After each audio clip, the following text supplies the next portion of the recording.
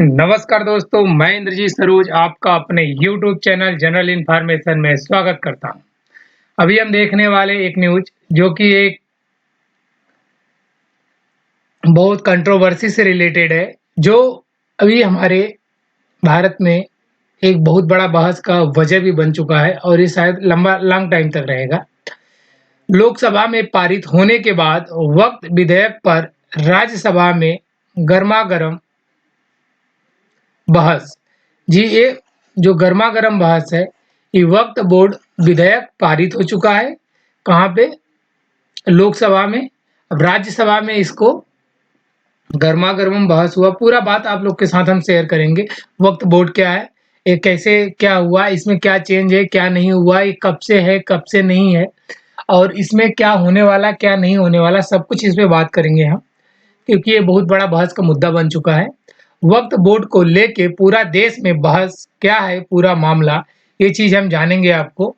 वक्फ board का जो नियम कानून था 1954 में, जब देश अपना आज़ाद हुआ उसके बाद से तो इसका गया हुआ 1994-95 में।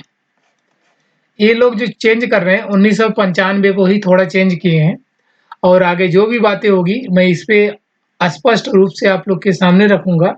जो आर्टिकल में मैंने अभी रीड किया, पढ़ा, वो चीज़ मैं आपके साथ शेयर करना चाहता हूँ बस। और जो सही गलत होगा आप कमेंट बॉक्स में बताना और प्लीज़ वीडियो को लाइक करके आप हमें सपोर्ट करना ताकि चैनल थोड़ा ग्रो करे और वीडियो को लाइक करना, दोस्तों में शेयर करना ताकि ऐसे इन्फॉर्मेशन दोस्तों तक पहुँच पाए। आगे क्या वक्फ बोर्ड में क्या-क्या बदला है, बदले में से क्या होगा, जो बदला गया है उससे क्या होगा, ये चीज़ हम भी इसी वीडियो में देखेंगे। बाकी आप लोग सब समझते हो, लोकसभा, राज्यसभा दोनों में बहस हुआ। पहला बहस लोकसभा में हुआ था, दूसरा बहस राज्यसभा में।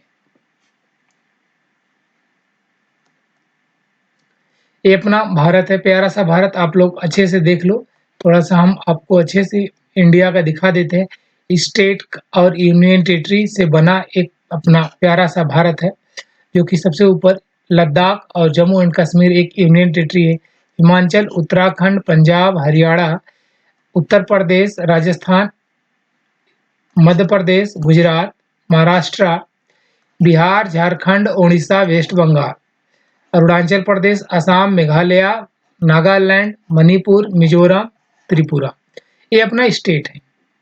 आगे साउथ इंडिया में भी तेलंगाना, आंध्र प्रदेश, कर्नाटका, गोवा और नीचे देखेंगे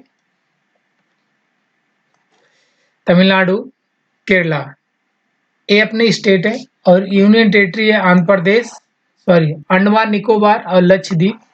और दो यूनियन टेरिटरी हैं जो कि आपको अपने इंडिया का ही हिस्सा है, वो देखने को मिल जाएँगे। प्यारा सा भारत, इसी पे जो भी है वक्फ बोर्ड पूरे भारत पे अप्लाई हुआ है, इसलिए मैंने भारत का आपको नक्शा दिखाया कि मैप आपको याद होना चाहिए कौन-सा कहाँ कैसे है। प्लस आपको हमेशा जब भारत का मैप सामने आएगा तो आप ये सोचोगे कि मेरा प्यारा सा भारत है पूरा, क्योंकि हम एक छोटे सी जगह में रहते देख नहीं पाते कितना बड़ा क्या है।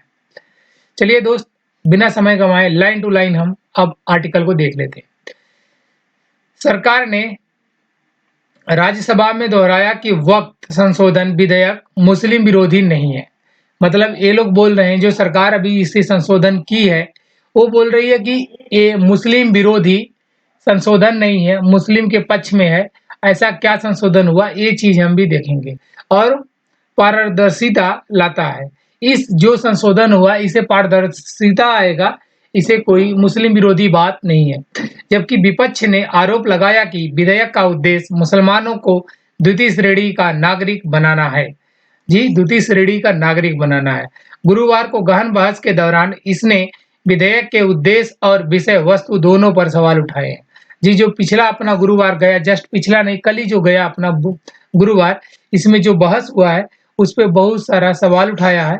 उस सवालों का जवाब होगा और आगे इसी चीज़ को लेके शायद बहस कुछ दिन तक चलती रहे। वक़्त बोर्ड दोस्त ये है कि साफ शब्दों में बोले तो ये ज़मीन का मामला है और कुछ नहीं। एक वर्ड ज़मीन का मामला है। इसमें क्या होता है, और ये मुसलमान आपको एक वर्ड मिला होगा मुस्लिम वर्ड, तो मुस्लिम वर्ड से ये वर्ड जुड़ा हुआ है वक्फ बोर्ड। वक्फ बोर्ड का क्या हिसाब है, जिसे मान लीजिए कि बहुत सारे मुस्लिम हैं, राइट, किसी के पास अपने से ज्यादा धन है, संपत्ति है, जमीन है, वो क्या करेगा, वक्फ बोर्ड बनाया गया है, एक संस्था है समझिए, उसे ये दान दे देगा। ये चैरिटी चेयरपर्सन की तरह है, कि जो चैरिटी लोग चलाते हैं उसी तरीके से, कि तुम ये वक्फ बोर्ड हो और तुम्हारे पास मैं अपना ये प्रॉपर्टी, ये एक्स है, ये वाई है, ये जेड है। वाई को लगा कि हमारे पास थोड़ी जमीन ज्यादा है, हम वक्फ बोर्ड को दे देते हैं। जब इन्होंने इनको जमीन दे दिया तो उस जमीन को ये कुछ भी करे, मतलब अपने धर्म से रिलेटेड ही काम करेंगे, उसपे शराब का ठेका नहीं खोल लेंगे, उसपे पर्सनली फायदे के लिए दुकान नहीं खोलेंगे कुछ, लेकिन जो धर्म से रिलेटेड कार्य है उसके लिए उस प्रॉपर्टी, उस जमीन को यूज कर सकते हैं, मदरसा खोल सकते हैं, मस्जिद बनवा सकते हैं, उससे रिलेटेड जो भी एक्टिविटी है वो कर सकते हैं। वक्फ बोर्ड का और एक दो नियम कानून बदलते गए, उसमें एक ये भी बोला जाता है कि मान लीजिए कोई जमीन है, उस पे वक्फ बोर्ड ने अपना कुछ बना लिया और बोल दिया कि ये जमीन वक्फ बोर्ड का है, राइट, तब वक्फ बोर्ड का कानून खुद कहता है कि उस चीज को जो वक्फ बोर्ड ने बोल दिया, उस चीज को लेके आप हाई कोर्ट, सुप्रीम कोर्ट नहीं जा सकते। मतलब high court HC and supreme court SC, दोनों में आप नहीं जा सकते। वक्फ बोर्ड ने जो बोल दिया वो वक्फ बोर्ड का ही है, अब उस पर कुछ नहीं हो सकता। एक कानून ये भी था, तो इसको भी बदल दिया गया कि आप अब हाई कोर्ट जा सकते हैं, और वक्फ बोर्ड को जो जमीन मिली है उस पे कोई पहले, अभी मैंने बोला कि जो खोलना वही खोलोगे आप, तो उस पे कुछ भी हो रहा था, कोई प्रॉपर्टी पर्सनल कब्जा कर लिया था वक्फ बोर्ड के नाम पे। अब ये है कि गवर्नमेंट ये चाहती है, उस पे कोई निगरानी भी नहीं कर सकता क्या कर रहे हो क्या नहीं कर रहे हो। अब उस पे गवर्नमेंट निगरानी करेगी कि आप वही काम कर रहे हो कि नहीं कर रहे हो। और जो संशोधन हुआ है उस संशोधन में ये बोल रहे हैं कि 2 मेंबर जो कि नॉन मुस्लिम होंगे, मतलब वो मुस्लिम नहीं होंगे, वो किसी और धर्म से आएंगे, वक्फ बोर्ड का हिस्सा रहेंगे स्टेट में, जो स्टेट गवर्नमेंट के तरफ से सेलेक्ट किए जाएंगे, उनका सिलेक्शन स्टेट गवर्नमेंट की तरफ से होगा। तो इसलिए इसमें ज्यादा हंगामा हो रहा है कि आप ऐसे कैसे कर सकते हो। आगे अब समय थोड़ा ज्यादा हो रहा है, फिर भी मैं अब लाइन टू लाइन, ये तो जो भी था ये शायद इस आर्टिकल में ना मिले जो मैंने आपके साथ शेयर किया, बाकी अब आर्टिकल में जो है वो मैं आपके साथ शेयर करूंगा। विधेयक को 12 घंटे से अधिक बहस समय तक चली बहस के बाद, 12 घंटे बहस हुआ है, छोटी मोटी बात नहीं है। बहस के बाद लोग, और ऐसे नहीं है कि रोड पे खड़ा होकर लोग बहस कर लिए, एक सॉरी, लोकसभा राज्यसभा में बहस हो रही है, इसका मतलब बहस बहुत बड़ी है। बात लोकसभा में मंजूरी दे दी है, लोकसभा में इसको मंजूरी मिल गई है, जिसमें 288 मत में से 232 मत विपक्ष में पड़े। बुधवार दोपहर से शुरू हुई बहस आधी रात के बाद तक चली, मतलब ये बहस बुधवार को शुरू हुई थी, आधी रात तक चली थी। भाजपा और उसके सहयोगियों के पास राज्यसभा में बहुमत है। जी, भाजपा और जो भाजपा को सपोर्ट करते हैं उनके पास राज्यसभा में क्या है, बहुमत है, और विधेयक के पारित होने की उम्मीद है। मतलब लोकसभा में तो ये पारित हो गया, यहाँ पे लिखा है लोकसभा, और राज्यसभा में भी इनके पास बहुमत है, तो ये राज्यसभा में भी पारित कर ले जाएंगे, ऐसा आर्टिकल कहता है। उच्च सदन में विपक्ष के कुछ सांसद विरोध स्वरूप काले कपड़े पहने हुए थे। जी, उच्च सदन जो था उसमें विपक्ष के कुछ लोग काले कपड़े पहन के आए थे। विधेयक को उच्च सदन में बहस के लिए रखते हुए अल्पसंख्यक मामलों के केंद्रीय मंत्री किरेन रिजिजू ने कहा कि विधेयक का उद्देश्य मुसलमानों के अधिकारों को ठेस पहुंचाना नहीं है, इसके बजाय इसका उद्देश्य पारदर्शिता और जवाबदेही लाना है। जी, ये बोल रही हैं कि जो ये विधेयक आ रहा है, इस विधेयक को लाने का उद्देश्य ये नहीं कि हम किसी को ठेस पहुंचाए, किसी को चोट पहुंचाए, बट इसका उद्देश्य ये है कि जो लोग बोल देते हैं मुड़ी उठा के कि हम इस पे केस नहीं कर सकते, इसको हम हाई कोर्ट, सुप्रीम कोर्ट नहीं ले जा सकते, इसमें पारदर्शिता नहीं है, इसमें ट्रांसपेरेंसी नहीं है कि जो हमें पता चले, तो इस चीज़ से हम हटा रहे हैं। आप इस चीज़ को हाई कोर्ट, सुप्रीम कोर्ट ले जा सकते हो, तो इसमें किसी को ठेस नहीं पहुँची। ये चीज़ आपकी है, तो आपकी ही रहेगी। हम इसे आपसे छीन नहीं रहे, बट इसे एक देश का जो नियम कानून है उसमें का हम हिस्सा बनाना चाहते, क्योंकि कोई कोई इसे अपना इस पे उँगली ना उठा पाए।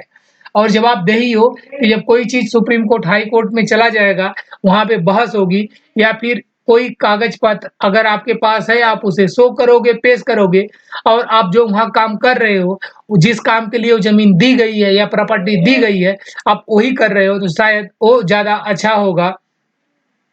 इसलिए ये चीज़ बनाया जा रहा है कि आप लोग के लिए अच्छा हो। इनका कहना है, इनका उद्देश्य यही है, जो कि अल्पसंख्यक के केंद्रीय मंत्री हैं। कांग्रेस सांसद सैयद नसीर हुसैन ने हमला बोलते हुए कहा कि यह मुस्लिम समुदाय के खिलाफ लक्षित कानून है और इसका उद्देश्य मुसलमानों को दूसरे दर्जे का नागरिक बनाता है। उन्होंने आरोप लगाया कि जी, इनका ये आरोप थोड़ा-सा ठीक-ठाक है। लगाया कि सत्तारूढ़ पार्टी ने 2024 के अपने वोट बैंक को मजबूत करने के लिए यह कानून लाया है, क्योंकि वह लोकसभा चुनाव में केवल 240 सीटें ही जीत पाई है। जी, इनका पॉलिटिक्स का ये बात है कि अगर एक नेता दूसरे नेता को ये बातें बोल सकता है, एक पार्टी दूसरे पार्टी को ये बात बोलती है, तो ये गलत नहीं है, ऐसा बोला जा सकता है। कांग्रेस नेता ने हर कोई जानता है कि सांप्रदायिक ध्रुवीकरण होने पर किसे फायदा होता है। ये बोल रहे हैं कि सांप्रदायिक ध्रुवीकरण होगा तो किसे फायदा होगा। जी, एक ही थाली के दोनों चट्टी-पट्टू हैं। कभी बीजेपी पावर में नहीं थी, कांग्रेस था, तो वो भी अपने मन का काम कर लेते थे, और आज कांग्रेस है, तो वो भी अपने मन का, सॉरी, बीजेपी है तो वो अपने मन का काम कर रही थी। कांग्रेस को अच्छा नहीं लगेगा।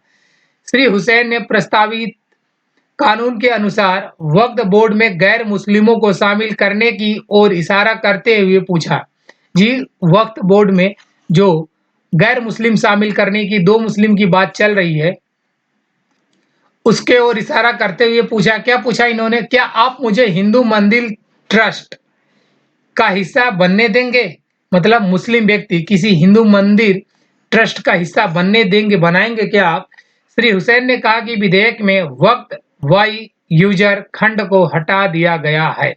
जी, वक्फ बाई यूजर का मतलब यही है कि इसका जो लेखा-जोखा, हिसाब, जवाबदेही, बातें करना, इसका जो भी डिटेल्स है, ये साफ शब्दों में बोले तो मुसलमानों के पास होगा, वो चीज़ हटा दिया गया है, जिसमें 2 गैर मुस्लिम शामिल करने के बाद।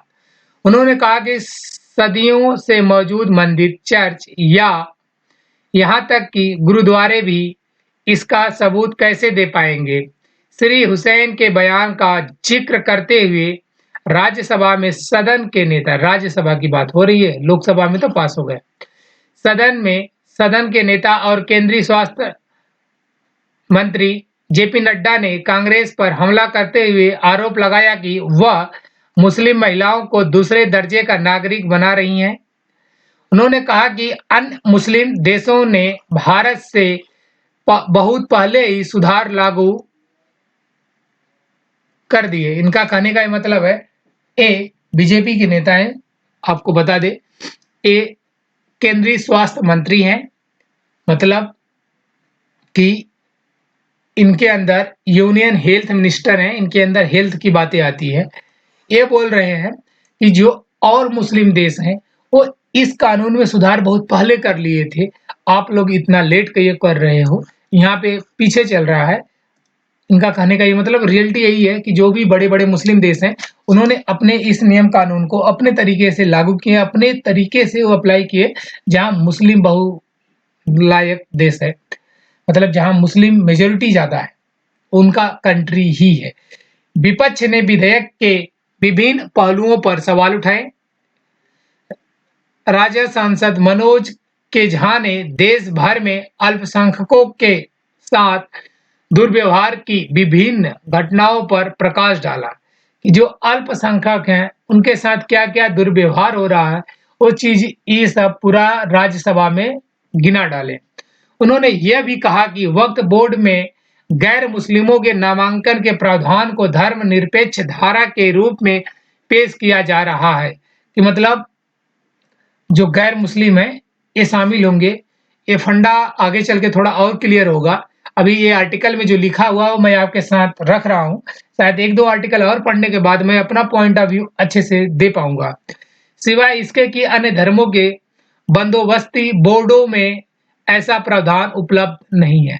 ये बोल रहे हैं कि जो इनका है, और दोस्त आप शब्दों में बताएं तो वक्फ बोर्ड के पास इतनी ज़मीन है जिसका उनके पास कोई भी डॉक्यूमेंट नहीं है। सबसे बड़ा मुद्दा यही है कि वो अगर ये डॉक्यूमेंट रजिस्टर कराने के लिए बोलते हैं तो डॉक्यूमेंट कहाँ से लाएँगे?